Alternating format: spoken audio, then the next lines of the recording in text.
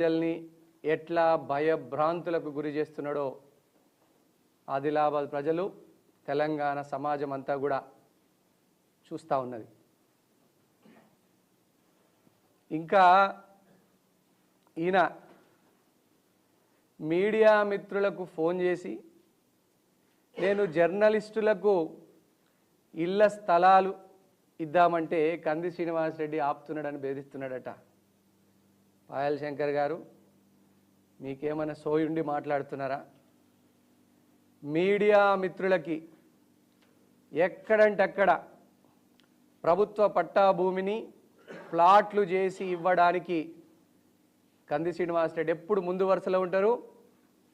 నీకు నిజంగా చిత్తశుద్ధి ఉంటే నేను నువ్వు ఇద్దరం సీఎం గారి దగ్గరికి పోదాం. ఆదిలాబాద్లో ఉన్నటువంటి మీడియా మిత్రులకి మంచి పట్టా భూమిని ప్లాట్లు చేసి మీడియా మిత్రులకు ఇవ్వాలని కోరుదాం.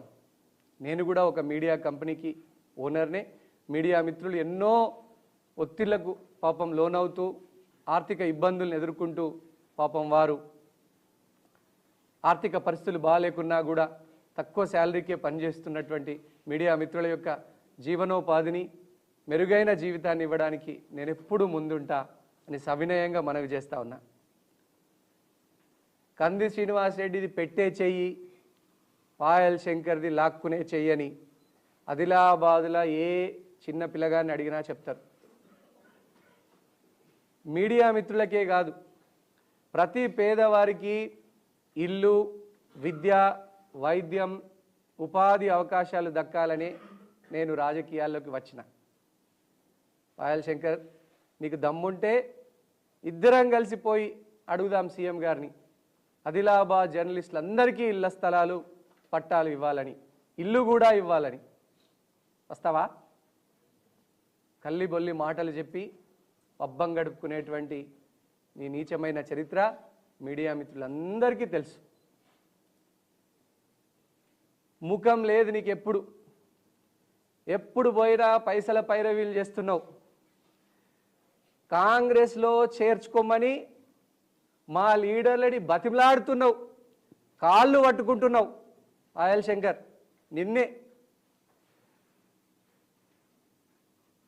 నిన్ను మోకాళ్ళ మీద హైదరాబాద్కు నడిచెచ్చి యాత్ర చేసినా కూడా నిన్ను కాంగ్రెస్ పార్టీలో చేర్చుకోము.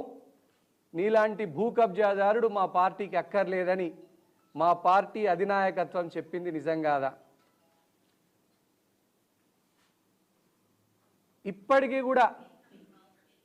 ఇప్పటికీ కూడా మా పార్టీ హైకమాండ్ చుట్టూ తిరుగుతూ ఉన్నావు కాంగ్రెస్ పార్టీలో నన్ను పాయల్ శంకర్ని చేర్చుకోమని. నువ్వు మోకాళ్ళ మీద యాత్ర చేసినా, తలకిందుల తపస్సు చేసినా కాంగ్రెస్ పార్టీలో నిన్ను చేర్చుకోము అని అధిష్టానం తెలియజేసినట్టు మాట వాస్తవం కాదా? పాయల్ శంకర్ అంటేనే కబ్జాలు, రౌడీయిజం, బెదిరింపులు గుర్తుకొస్తాయి. కంది శ్రీనివాసరెడ్డి అంటే అన్నదానం, ప్రజాసేవా భవన్, ఎవరికి లొంగని మనస్తత్వం, ప్రజల పక్షాన నిరంతరం పోరాడటమే గుర్తుకొస్తుంది. బిడ్డ పాయల్ శంకర్, నీ చిల్లర డ్రామాలు కట్టిపెట్టు. ఇంకోసారి నా పార్టీ కార్యకర్తల మీద కానీ, నా మీద కానీ, మా ఆఫీసుల మీద కానీ దాడులకు తెగిస్తే ఆదిలాబాద్ ప్రజలే నీ మీద తిరగబడి కొట్లాడతారు. బిడ్డ, ఏడాది లోపే తెలంగాణ మొత్తంలో వరస్ట్ ఎమ్మెల్యేలు ఎవరిని సర్వే చేస్తే ఫస్ట్ పేరు పాయల్ శంకర్ పేరే వస్తున్నది. ఇది నాది కాదు, సర్వే రిపోర్ట్లను మీరు ఆధారంగా చేసుకొని చూడండి. పాయల్ శంకర్ యొక్క భూ కబ్జాలు తెలంగాణ అంతటా ఫేమస్ అయినాయి.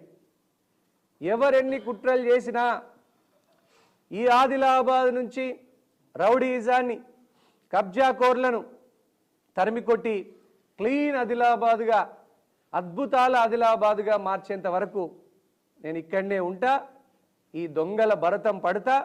మా లక్ష్యం, మా ముఖ్యమంత్రి గారి లక్ష్యం, కాంగ్రెస్ పార్టీ లక్ష్యం ఒకటే. మేమంతా పేదల పక్షం, సామాన్యుల కోసం ఎంత దూరమైనా వెళ్తాం. పేదలకు అన్యాయం జరిగితే, మధ్య తరగతి ప్రజలకు అన్యాయం జరిగితే మాత్రం ఎట్టి పరిస్థితుల్లో సహించేది లేదని మీడియా మిత్రుల సాక్షిగా నేను ఆదిలాబాద్ సమాజానికి తెలంగాణ సమాజానికి తెలియజేస్తా ఉన్నా. ఇక పాయల్ శంకర్ భూ కబ్జాల దండకం ఇక చదువుతా వినుర్రి. రాస్తే రామాయణం అవుతుంది, వింటే మహాభారతం అవుతుంది, అంత పెద్ద కథలు అవుతాయని.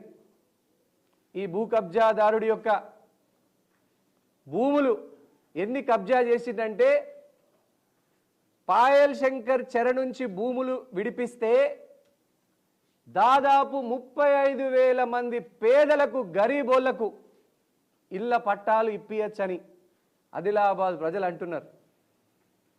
తప్పకుండా పాయల్ శంకర్ చెర నుంచి ఈ అసైన్డ్ భూముల్ని ఈ ఎన్ఓసి పేరు మీట దారుణం చేసినటువంటి భూముల్ని గరీబోళ్లకు పంచడమే నా లక్ష్యం.